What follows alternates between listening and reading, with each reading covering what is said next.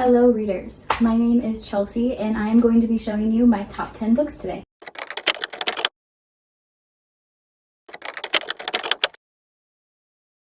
Before we get started, just a quick disclaimer. One of my absolute all-time favorite books is by an author named Elle Taylor. I read a copy of her project. Right now, there's an acronym. It's called AGWO.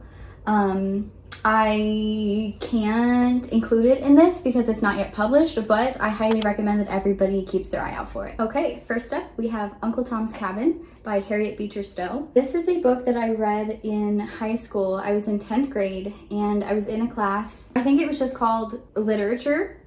Like, I don't think we actually had like a cool name for the class, but we read a lot of banned books. We started with The Scarlet Letter, which was not and still is not one of my favorite classics, but this is one of the books we read. I really thought that I wasn't going to enjoy it. When it started, I wasn't enjoying it, but as you can see, I changed my mind. I don't annotate, but this is one of the only books that I did annotate in high school. There's lots of highlights in this. If you do like classics, I recommend this. The language is a little bit hard to get used to, and there's a lot of not so nice language in it because of the time period. But this book played a really big role in history, and also it made me cry. I didn't think I was gonna like it, and then there's a lot of characters who die, but one of the characters died and I cried. All right, next up we have The Miraculous Journey of Edward Tulane by Kate DeCamillo. I don't remember what grade I was in when I read this, but it was in elementary school, maybe 3rd grade, I want to say. I actually haven't read this copy. I liked the book so much when I read it the first time that I read it again like 2 or 3 times in a row. And I don't typically reread books, but I enjoyed it that much, and it was like $9 at the bookstore recently, so I got it so that I can read it again and then we can keep it for our kids to read. Sitting in at number 8, we have Maximum Ride by James Patterson. This is the first book in a really long series. There are 10 books in the whole series. This is an incredible series. I read this book for the first time in 6th grade because one of my friends checked it out from the school library and she said, "You have to read this, you're gonna love it." So I trusted her and I'm so glad I did. I read it, I fell in love with it. I told another one of my friends to read it. We had a lot of friends reading it at the time. This is actually one of the series that I kind of grew up with because not all of the books were out when I started reading the series. These continued coming out through middle school and high school. I actually liked them so much that my stepdad read them all so we could talk about it together, which was really fun. And he also went around to a bunch of different bookstores. We really like to go to used bookstores, and he went around to a bunch of them and found one of each book so we could have the whole series, and then he read them. These books are pretty special to me. Next up on our list at number 7 is A Good Girl's Guide to Murder by Holly Jackson. I think this is the first Book Talk, Bookstagram, BookTube book that's on this list. If you like mysteries, you'll like this. It's a little bit less of a psychological thriller, more of a YA mystery. The writing is really good. That's one thing that really sticks out to me. I'm a reader and a writer, and I love good writing. So this book has great writing. It has interesting characters. The mystery is super fun. I remember reading this book, and when I got to the end, or towards the end, I was just like, what is happening? But it was really good, and I have the other 2, but I haven't finished the series yet. If you've read them, let me know what you think. I've heard that they're both really good, but I've heard that the second one in particular is really good. So I'm interested in reading those 2. Number 5, Forgive Me, Leonard, Peacock by Matthew Quick. I haven't seen this book anywhere, really. I've seen one copy at our public library, which is this copy. I haven't seen it on BookTube, Bookstagram, anything. My best friend in 10th grade, maybe the same time around the literature class, 10th, 11th grade, she read this from the library and she cried, which she doesn't cry often at books. And I was like, oh my gosh, I need to read this book. So I checked it out. I read the entire book in one day, which is also not something that I typically do. It was that good. It kept my interest. It's a psychological, fictional novel. It's not really a mystery. I guess it'd be more in line with a psychological thriller, but it's very character-led.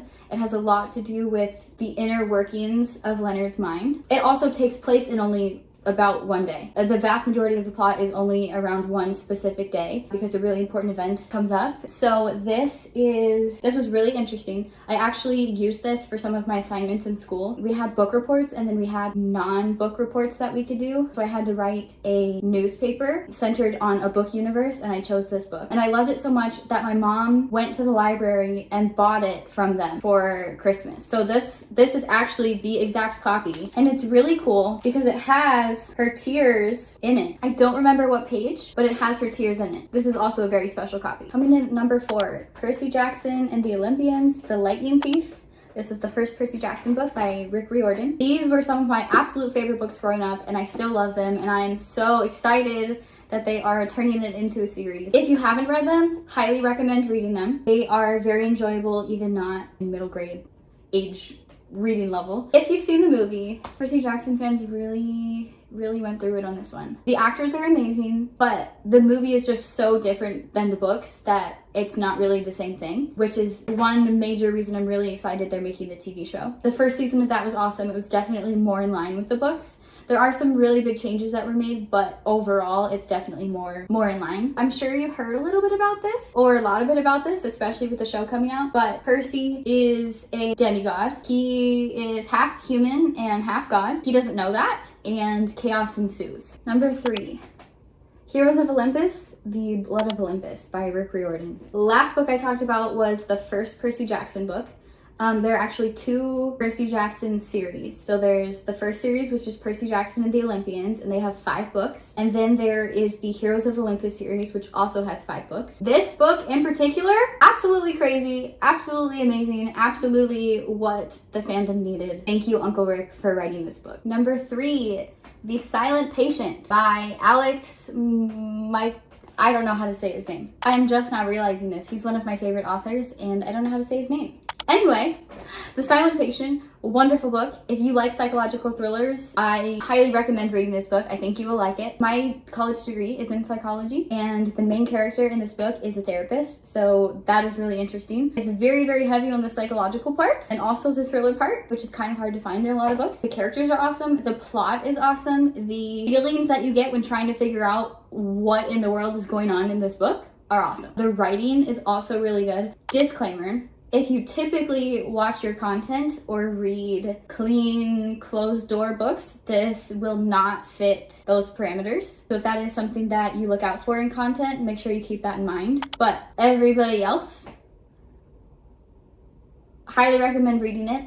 If you want to look for content modifications online, or if you want to reach out to me and I can try to make those for you, it is amazing. It's incredible. My husband, he's actually so sweet. He knows that this is one of my favorite books, and he started listening to the audiobook randomly, like didn't say anything. He just started listening to it because he knows it's one of my favorites, so I'm really excited to hear his thoughts on it. I might be able to convince him to share his thoughts with you guys. And one of my best friends also read this book, and she called me while she was reading the last 50 pages of it, so I got to hear her reactions while she was genuinely having them, and it was so much fun. Number 2, Authentically, Izzy by Pepper Basham. This book is incredible. If you like romance, you will like this book. If you like books where they communicate mostly not in person, through letters, through online websites, dating apps, things like that, you will like this book. If you like Scotland or accents, you will like this book. If you have a great relationship with your family or you want to read about a healthy family, you will love this book. It's so cute. It's so swoony. It is absolutely adorable. I love this book. Last but definitely not least, we have Redeeming Love by Francine Rivers. I could talk for hours about this book. I read this book at the recommendation of one of my friends, Allie. I did a reading 12 books in 12 months recommended by 12 friends challenge on Bookstagram this year, and this was the book that she chose, so I read it for February, Redeeming Love, Valentine's Day vibes. I am so happy I read this book when I did, and I immediately started telling everyone in my life that they needed to read this. I'm gonna try to convince my husband to read this after he finishes The Silent Patient. I convinced my best friend to read it. I sent a copy of this book to one of my other friends. I gifted this book to my mom for her birthday. I am telling everyone about this book because it is amazing. You need to read this book. If you are a human being and you want to love someone else one day or now, or you want to be loved by someone else one day or now, you need to read this book. It is written from a biblical perspective. It is a fictional retelling of the book of Hosea in the Bible. It is absolutely incredible. The writing is incredible. The story is incredible. It will make you cry. Disclaimer, this book will make you cry. Everybody told me that I would cry, that I would be wrecked, I would sob. I really thought that they were lying because the book was awesome, yeah, but I didn't cry until I got to the very last page, and then I cried. And I was like, okay, I see you, I hear you, I believe you, I know what you mean. And I agree. I will say the book does start off kind of hard to get into. It's a little slow. It's a background, so it's mostly about the main character when she's younger. So it starts when she's a child, and then she, it takes you through a little bit of her life leading up to where she is now. But it is worth it. Get past it. I promise. This book is incredible. As you can see, there was a little bit of everything. I think we had classic, we had a children's book, we had some middle grade books, we had psychological thrillers, a mystery, we had some YA, we had some romance. So that is pretty indicative of what I like to read. I don't stick to a specific genre. I've been trying to get a little bit more into fantasy because that's not really something I've ever read. I also, besides, like Percy Jackson, Harry Potter type stuff as a kid, I also am trying to get a little bit more into dystopian. I think because, I was at the age where the Hunger Games and Divergent and the Maze Runner and things like that were coming out when I was in, middle school, high school. And I couldn't get into them then. I didn't like the way that a lot of the books were written, so I kind of skipped the books and just watched the movies, and it still wasn't really like my favorite genre. So I'm trying to get a little bit more into that. I'm trying to get a little bit more into fantasy, like I said earlier. I've started with Caraval by Stephanie Garber, which I really liked. And I have some other recommendations from friends to try to get into that. But I read a little bit of everything. My top genres are probably psychological thriller, romance, classic, Christian nonfiction, and probably mystery. I do like YA, depending on how it's written and what the story's about. But if you have any recommendations for me, please let me know. I'm always open ears for that, and I plan to keep giving you guys reviews. So let me know if you have any ideas. These are my top 10 books, and thank you for joining me. See you next time.